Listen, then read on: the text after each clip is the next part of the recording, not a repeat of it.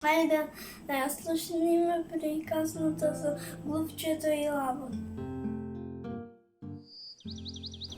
Со големата глава потпрена на шепите, лавот беше заспал длабоко во шумата. Срамежливо мало глувче неочекувано налета на него и од страф и брзање да се извлече, истрча на носот од лавот.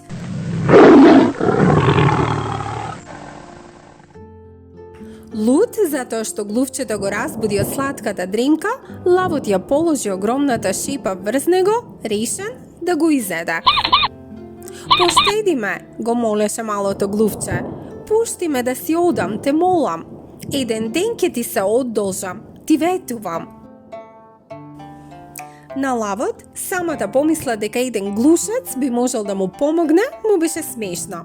Па затоа, што глувчето успеа да го насмее и расположи, тој реши да го поштеди.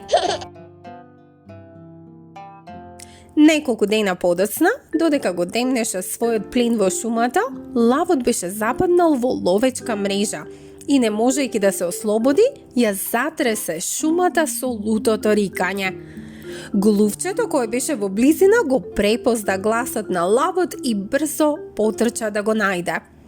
Кога го здогледа како се мачи во мрежата, глувчето бргу тргна кон јажината и почна да ги грицка. Грицкаше и глодаше, се дури не го ослободи. Лавот, веќе ослободен, се заврте на кај глувчето за да му се заблагодари, а тоа му рече: се смееше кога реков дека ќе ти се одолжам. Еве сега гледаш дека дури еден мал глушец може да му помогне на еден голем лав.